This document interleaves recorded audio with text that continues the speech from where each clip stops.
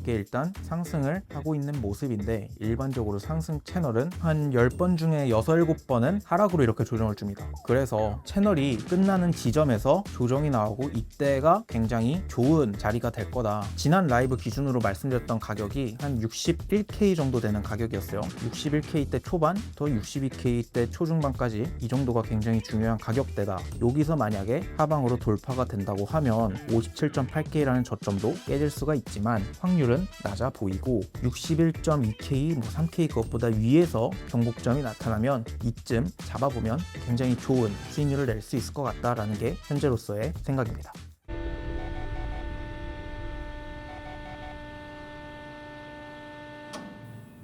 지난주 7월 20일부터 7월 26일까지의 흐름을 한번 살펴볼 건데요. 67K 가까운 가격까지 오르기도 했으면서도 63K대까지 하락하기도 했고 브렌트유는 100달러를 넘기기도 하였습니다. 지난주의 한 줄은 반도체 수출 서프라이즈에 코스피가 4월 만에 7,000선을 되찾기도 했지만 비트코인도 최근 2주 동안의 최고가인 66,000달러대까지 올랐지만 브렌트유가 100달러를 넘고 현물 ETF가 순유출로 돌아서기도 했으면서 상승분을 대부분 반납했습니다. 어찌됐든 주간 1% 정도 상승한 이런 모습 보여주고 있고 현물 ETF는 9억 달러 정도 유입이 되기는 했지만 7월 23일에는 굉장히 많은 양이 유출이 되기는 했다고 합니다. 7월 20일 지난주 첫 번째 날 월요일이죠.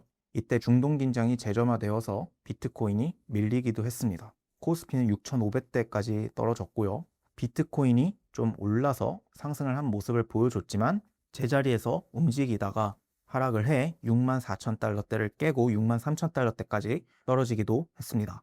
주말 동안에는 64K, 65K, 63K 이 사이에서 움직이는 모습을 보여주고 있습니다. 온체인 데이터를 보면 주요 거래소에서 비트코인이 대량 출금이 되었다고 하기는 하는데 개인적으로 비트코인에서 온체인 데이터는 그렇게 신뢰를 하지 않기 때문에 그냥 이런 이벤트 정도가 있었다 정도로 참고를 해주시면 될 것 같습니다. 여기는 지난주 마이너스 1% 보합이라고 적혀 있긴 했는데 이거는 일요일 기준으로 작성을 한 거라 오늘 월요일 오전 9시 기준으로는 주봉에서 1% 정도 상승한 걸로 나오기는 했죠. 어찌됐든 다음 관문은 FOMC다. 비트코인 차트 지난주의 흐름을 다시 한번 차트로 나타내면 이렇게 되고요. 이동평균이 현 가격보다는 위에 있다 정도로 이해를 해주시면 될 것 같고 200일 이동평균선 근처에서 저항을 받긴 할 거예요. 그런 점들도 이야기를 해드리겠습니다. 지금 66K를 좀 넘을락 말락 하다가 지금 이 가격에서 계속 막히고 있는데 이 상황 속에서 어떤 트리거가 생겨서 비트코인이 크게 가격 상승을 할 수 있을지 지켜봐야 될 것 같고 비트코인 현물 ETF가 지난주 전체적으로는 현물 ETF가 유입된 모습을 보여줬는데 7월 23일 날 정말 많이 유출이 되었다 이런 거는 조금 확인할 필요가 있는 사실로 보입니다. 그러면 비트코인 차트 분석 시작하겠습니다. 사실 지난주 20일 기준으로 했을 때 비트코인이 많이 움직인 건 아니거든요. 일주일 동안 움직인 게 이만큼인데 결국 거의 제자리로 움직이긴 했습니다. 그런데 여기서 어찌됐든 요만큼을 분석을 해야 하는 거잖아요. 저점은 여기고 고점은 여기고 또 저점들이 이렇게 찍혔고 고점들도 이렇게 찍혔는데 안에서 임펄스 파동이 나오는 것 같긴 한데 분석이 어려울 때는 채널이라는 도구를 쓰는 게 가장 깔끔하다고 생각을 해서 고점끼리 있고 저점끼리 또 이었을 때 약간 삐죽 나오는 부분도 있고 덜 채워지는 부분도 있기는 하지만 일단 이만큼을 채널로 보는 게 현재로선 깔끔하고 채널이라는 거를 한국말로 하면 추세되거든요.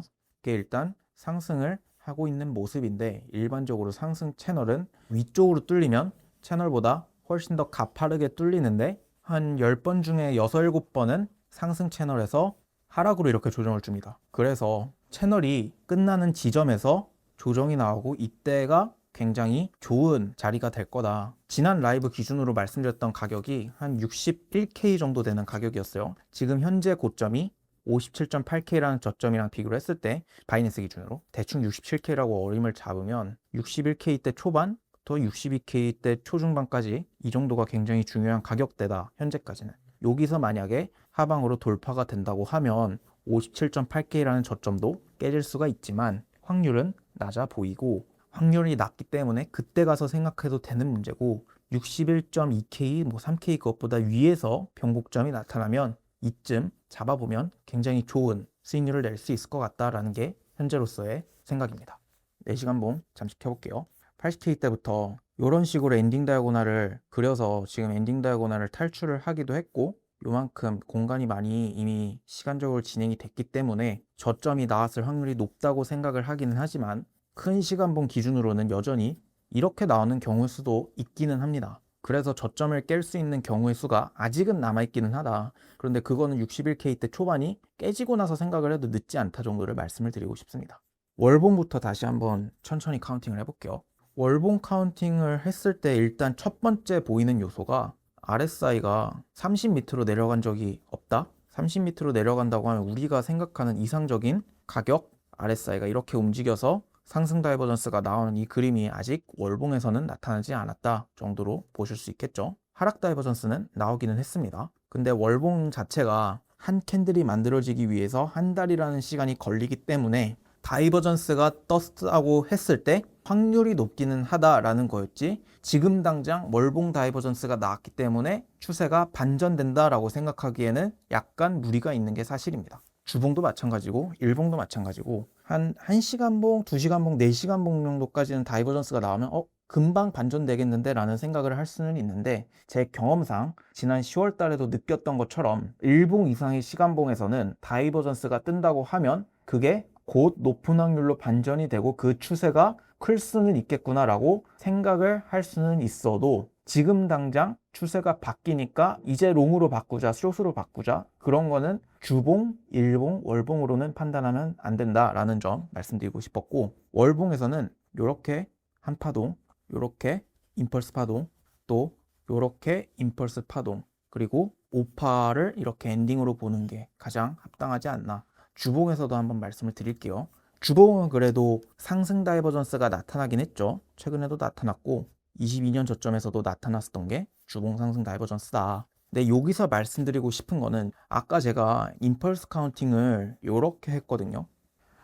3파가 원래 가장 길지 않나요? 라고 생각을 하실 수 있는데, 여기서는 일단 저는 제가 이전에 과거 차트를 카운팅한 걸 바탕으로 봤을 때 이렇게 엔딩을 그리는 게 예쁘다고 생각을 했고, 두 번째로 이만큼의 조정이 굉장히 오래 진행이 됐었습니다. 144일 정도 진행이 됐었던 긴 기간 조정인데, 이거는 기간 조정으로는 보기 어렵다라는 제 판단이 있었고, 비트코인 과거 차트를 돌려봤을 때 이렇게 분석하는 게 내가 이전에 분석했었던 그 일관성에 해치지 않는다. 그리고 제가 지금 동그라미 친 이 부분 기간 조정으로 보는 게 맞다. 근데 기간 조정은 언제 많이 나오느냐? 4파에서 많이 나온다. 그러니까 이거를 4파로 둔다. 그리고 마지막으로 비트코인이 한 20K 때쯤에는 74K 정도까지 이렇게 오르면서 한 3배, 4배 정도 오른 거죠. 이때는 20K일 때는 10%가 2K였어요. 그런데 이때는 10%가 5K거든요. 50K 정도에서 출발한다고 했을 때. 그러니까 똑같은 퍼센트가 움직인다고 해도 이때 절대적인 폭이 2.5배가 더 클 수밖에 없는 그런 거입니다. 시작점이 2.5배 차이가 나기 때문에 똑같은 퍼센트가 움직였을 때 절대적인 변동폭은 2.5배가 더 클 수밖에 없다. 그러니까 주봉 단위 아니면 큰 시간봉 단위에서는 5파가 조금 더 길게 나오는 경우도 있다. 그리고 엘리어트 파동 이론의 성립 조건 자체가 3파가 가장 짧지 않다지 3파가 무조건 가장 길게 나온다라는 건 아니거든요. 엘리어트 파동 이론에서 항상 지켜줘야 되는 머스트 명제는 3개밖에 없습니다. 2파가 1파 시작점을 뚫으면 안 된다. 3파가 가장 짧을 수 없다. 그리고 1파, 4파가 겹쳐지지 않는다. 이거 3개 말고는 그 어느 쪽도 가능하기는 하거든요. 확률의 문제일 뿐이지. 그러니까 3파를 이렇게 짧게 보고 5파를 이렇게 길게 본다는 카운팅 자체가 틀린 카운팅은 아니다. 그냥 이거는 제 기준에서는 이렇게 보는 게 맞다라고 생각을 할 뿐이고, 구독자분들은 다르게 보신다고 하면 다르게 보셔도 무방합니다. 단 과거 차트를 어떻게 분석해 왔느냐에 대한 일관성에 근거해야 하겠죠. 그래야지 동일한 방법으로 앞으로 차트도 카운팅을 할 수 있으니까. 그럼 이제 일봉으로 만약에 이렇게 엔딩이 나온다고 치면 이미 RSI가 최대로 일봉에서 오른 게 60이 넘거든요. 그래서 요 언저리에서 한 번 더 저점을 만든다고 했을 때 2번 떨어져 가지고 일봉에서도 이런 식으로 일봉 다이버전스가 한 번 더 나오지 않을까라는 생각을 하고는 있습니다. 근데 그렇게 됐을 경우에 주봉에서 이렇게 추세선이 그어지는 거거든요. 이런 식으로 나와야 되는데 이때 RSI가 상당히 조금 떨어져야 됩니다. RSI가 이 지점보다 더 떨어지면 주봉 다이버전스가 깨지는 거긴 하거든요. 그래서 일봉 단위에서 상승 다이버전스가 나오고 저점 갱신이 나오려고 하면 정말 빠른 시간 확 떨어져가지고 저점을 2번 깨면서 이렇게 엔딩이 완성이 되고 일봉 RSI가 이런 식으로 거의 수직 낙하하는 듯이 빠르게 떨어져야 된다라는 생각. 그리고 이 간격도 이때처럼 이때가 6월 초에서 6월 말까지니까 한 달이 안 되는 기간이잖아요. 한 달 안에 첫 번째 저점을 찍고 한 달 정도의 기간 안에 2번의 저점을 이렇게 찍어줘야 이렇게 반등을 할 수 있지 않을까라는 생각. 그러니까 결론적으로 말씀을 드리면 일봉이나 주봉 같은 시간봉을 봤을 때 저점을 다시 갱신할 확률은 낮아 보인다. 그런데 갱신을 하러 간다고 하면 빠른 하락이 나와야 되고 저점을 갱신한 후 상당히 빠른 기간 내에 다시 한번 저점을 찍고 반등하는 모습이 나와줘야 된다라는 점 말씀드리고 싶습니다. 왜냐하면 그러면 주봉 상승 다이버전스가 깨질 수 있기 때문에. 이 정도가 일봉에서 말씀드리고 싶었던 거였고요. 그럼 이제 이더리움 보겠습니다. 이더리움도 비트 스탬프 차트로 한번 볼게요. 이더리움이 비트 스탬프 차트에서는 여기 저점이 갱신이 됐었네요. 작은 규모긴 한데 어쨌든 상승 다이버전스가 일봉에서 나왔고 이렇게 임펄스로 보고 있거든요. 그래서 이 지점이 안 깨진다는 게 중요한 겁니다. 안 깨진다고 하면 지금 저점이 나왔을 확률이 높고 그리고 이제 1-1파가 됐던 1파의 속파동 이런 건 거고 비트코인도 1파일 때 사람들의 관심을 많이 못 받거든요. 그런데 이더리움이랑 다른 알트코인은 더 하겠죠. 그래서 이더리움이 좀 조용히 오른다는 거, 저점 대비 30% 넘게 올랐다라는 거, 다른 분석은 비트코인이랑 비슷합니다. 개인적으로는 4시간 봉을 토대로 해서 이렇게 엔딩을 보고 있기는 했는데 그래서 이만큼 탈출을 했고 아무리 많이 떨어진다고 해도 1600 밑으로 내려갈까라는 생각은 그럴 확률은 굉장히 낮다고 보고 있긴 하거든요. 솔라나도 한번 볼게요. 솔라나는 아무래도 알트코인인지라 이더리움보다 더 많이 오르긴 했거든요. 저점 대비해서. 물론 이때 고점을 찍고 지금 이 고점을 못 넘기기는 했는데 그걸 대비해서 본다고 하더라도 지금 저점 대비 거의 30%, 거의 27%, 28% 이상 상승한 자리이긴 합니다. 1시간 봉으로도 한번 볼게요. 요만큼, 그리고 요만큼, 그리고 요만큼, 요만큼. 제가 이렇게 노란색 선으로 그은 부분에 대해서 임펄스 파동들이 좀 많이 선명하게 나타나고 있다고 생각을 하기 때문에 지금은 여기서부터 여기까지 상승한 것에 대해서 조정을 거치고 있는 중이라고 생각합니다.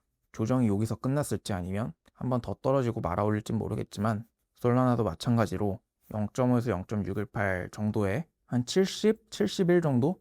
요 정도 가격이 굉장히 중요하다고 생각합니다.